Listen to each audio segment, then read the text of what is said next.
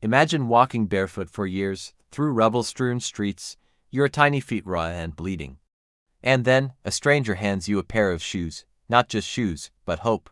In 1945, after Japan's surrender, something as simple as a pair of shoes became a symbol of survival, relief, and the possibility of a new life. This is the story of how shoes changed lives in a war-torn nation. The streets of Tokyo, Osaka, and Hiroshima were silent except for the distant hum of military trucks and the echo of survivors picking through debris. For millions of Japanese civilians, the end of the war did not bring relief, it brought devastation. Food was scarce, homes were destroyed, and the most basic necessities, like clothing and shoes, were almost impossible to find. Children ran barefoot over shards of glass and rubble, their small feet bruised and calloused. Mothers wrapped their children in whatever they could salvage, while fathers scoured the city, hoping to find shoes, socks, or even scraps of cloth. The scarcity of shoes became more than a physical hardship, it was a symbol of the war's crushing toll on daily life. Japanese women, who had already endured bombings, food shortages, and the loss of family members, now faced another silent humiliation: the inability to provide for their children's basic needs. The simplest act of walking safely, a task most of us take for granted, had turned into a daily struggle. When U.S. occupation forces began entering the cities, they were shocked by what they saw: lines of barefoot children, makeshift sandals crafted from tin cans and old tires, families huddled in cold shelters yearning for even the smallest comfort.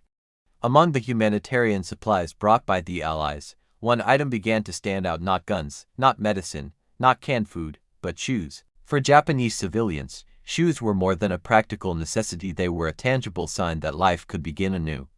In cities like Yokohama and Hiroshima, U.S. relief teams began distributing shoes to children and women, carefully sizing them, sometimes even improvising when exact fits weren't available. Soldiers watched as small, timid hands reached out and clutched the shoes as if they were priceless treasures. For the first time in years, children could walk without pain, mothers could care for their families, and fathers could feel a glimmer of pride and relief amidst the chaos. The act of receiving shoes was deeply emotional. Children who had never owned a proper pair laughed as they tried them on, their bare feet finally protected from jagged debris. Mothers wept quietly, clutching the shoes and thanking the soldiers in halting English. These moments were small, almost invisible in the grand scale of post-war reconstruction, yet they carried enormous psychological weight. A simple pair of shoes became a symbol that someone cared, that the war's endless suffering was not the final chapter. Even soldiers noticed the profound impact. Generals and medics documented how morale soared in areas where humanitarian aid included shoes. Small miracles like these reminded both the occupiers and the occupied that rebuilding a nation required more than treaties and military oversight. It required compassion, empathy, and the restoration of dignity.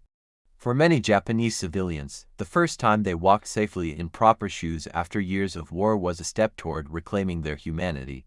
Distributing shoes across a devastated Japan was far from simple. Cities lay in ruins, transportation networks were shattered, and countless civilians were displaced. U.S. troops faced logistical nightmares, supply shortages, uneven distribution, and the overwhelming demand from millions who had been denied basic necessities for years. Yet, despite these obstacles, the effort pressed on. Convoys of trucks carried crates of shoes through bombed-out streets, while soldiers improvised delivery methods, sometimes handing shoes directly from trucks to waiting crowds. Sizing posed another challenge. Children's feet grew quickly, and adult shoes were often mismatched or in limited supply. Soldiers had to be resourceful, sometimes cutting down larger shoes, using padding to adjust fits, or even trading items to ensure that the shoes could be worn immediately. The goal wasn't perfection, but relief, and each successful distribution carried a profound emotional impact. The look of gratitude in the eyes of Japanese civilians reminded troops that even the smallest aid could make a world of difference.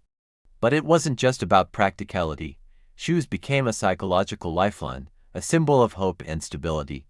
In refugee camps, distribution events became gatherings where people could connect, share stories of survival, and feel a sense of normalcy returning. For children, shoes meant they could walk safely to school or play without fear of injury. For mothers, it meant their families were cared for, and for U.S. troops, it was a reminder that victory was not just military, it was humanitarian. Each pair of shoes told a story of resilience, compassion, and the quiet power of kindness amid the aftermath of war. The simple act of giving shoes left a legacy far beyond the immediate relief it provided. For many Japanese civilians, receiving a pair of shoes represented more than comfort. It was a symbol of hope, dignity, and the possibility of a future free from constant fear and hunger. Photos captured children proudly wearing shoes too big for them, women carefully adjusting worn-out socks into new sandals, and families standing together in gratitude. These images spread among American units and eventually back home, reminding people that the human cost of war extended far beyond the battlefield. For U.S. troops, the experience reshaped their understanding of occupation and rebuilding. They realized that winning hearts and minds often required as much effort as military strategy. Soldiers who had seen the devastation firsthand understood that war wasn't just about defeating an enemy, it was about helping people survive, recover, and rebuild. The shoe distributions became emblematic of a broader philosophy.